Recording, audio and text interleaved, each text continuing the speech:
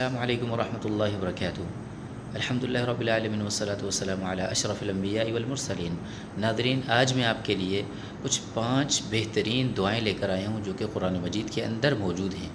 5 ایسی پیاری دعائیں ہیں جو کہ نبیوں نے مانگی تھی، اور نبیوں سے خطا ہوئی، غلطی ہوئی، انہوں نے فوراً رجوع کے لیے اللہ تعالیٰ کو پکارا۔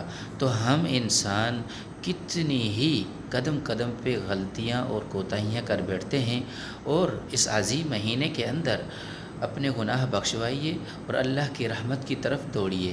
تو چلتے ہیں ان 5 دعاؤں کی طرف جو کہ قرآن مجید کے اندر موجود ہیں، اور وہ دعائیں کون کون سی ہیں، کن نبیوں نے وہ دعائیں مانگی تھی۔ تو آج چلتے ہیں ان دعاؤں کو پڑھتے ہیں۔ آپ بھی میرے ساتھ ان دعاؤں کو پڑھیے اور اپنے بچوں کو بھی یہ دعائیں سکھائیے تاکہ آپ کے لیے کل وہ ذریعہ نجات بن سکیں۔ چلتے ہیں ان دعاؤں کی طرف اور ان دعاؤں کو سیکھتے ہیں۔ تو ناظرین، ہم دعا کی طرف آ چکے ہیں۔ سب سے پہلے سیدنا آدم علیہ السلام کی یہ پیاری دعا، جب جنت میں تھے اللہ تعالیٰ نے کہا تھا اس درخت کو ہاتھ نہیں لگانا، اور اس درخت کو ہاتھ لگا لیا، غلطی ہو چکی تو اللہ تعالیٰ نے دنیا پر بھیجا۔ پھر اللہ تعالیٰ نے یہ کلمات سکھائے، پھر اللہ تعالیٰ سے ان کلمات کے ذریعے سے معافی طلب کی۔ یہ دعا کیسی ہے، ساتھ میں پڑھتے ہیں، آپ بھی میرے ساتھ پڑھیں۔ ربنا ظلمنا انفسنا وَإِن لَّمْ تَغْفِرْ لَنَا وَتَرْحَمْنَا لَنَكُونَنَّ مِنَ الْخَاسِرِينَ۔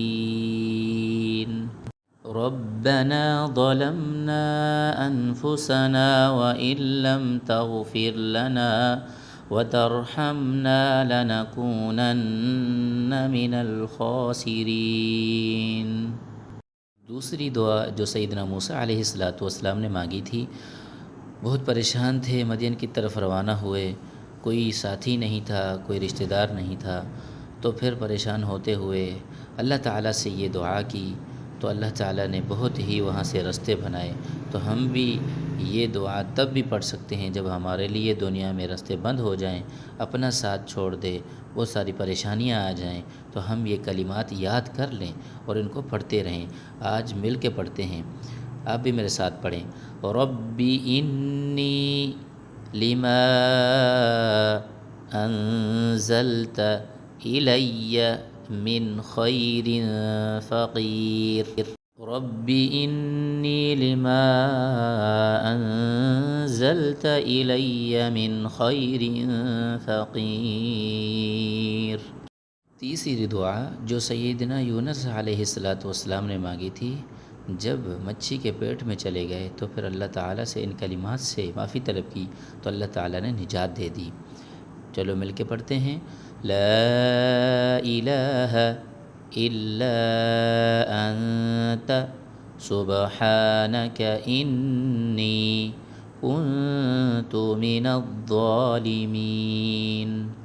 لا الہ الا انت سبحانک انی کنت من الظالمین۔ چوتھی دعا جو حضرت نوح علیہ السلام نے مانگی تھی، میں ساتھ ساتھ میں یہ بھی بتا رہا ہوں کہ یہ دعا کب مانگی تھی۔ تو نوح علیہ السلام نے یہ دعا تب مانگی تھی جب اپنی قوم سے بہت زیادہ پریشان ہو چکے تھے، تو بہت ہی دعوت بڑی تھی لیکن لوگوں کم مسلمان ہوئے تھے، تو اس بنا پہ نوح علیہ السلام نے یہ دعا کی۔ چلو مل کے پڑھتے ہیں اس کو بھی۔ ربی انی مغلوب فانتصر، معنی خود ہی پڑھ لیں۔ ربی انی مغلوب فانتصر۔ پانچویں دعا جو سیدنا ابراہیم علیہ السلام نے مانگی تھی اپنے والدین کے لیے اور اپنی اولاد کے لیے، تو یہ پیاری ہی دعا ہے، والدین اپنے اولاد کے لیے مانگ سکتا ہے، اور ان دعاؤں کو پڑھتے رہیں، بہت ہی کمال کی دعائیں ہیں۔ اس کو بھی مل کے پڑھتے ہیں لیکن یہ تھوڑی سی بڑی ہے۔ ربی جعلنی مقیم الصلاۃ ومن ذریتی ربنا وتقبل دعاء ربنا اغفر لی ولوالدی وللمؤمنین یوم یقوم الحساب۔ اب الفاظوں کو ملا کے پڑھاتا ہوں میں. رب جعلنی مقیم الصلاة ومن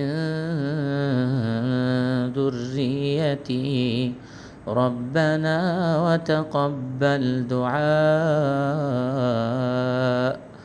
ربنا اغفر لی ولوالدی وللمؤمنین یوم یقوم الحساب.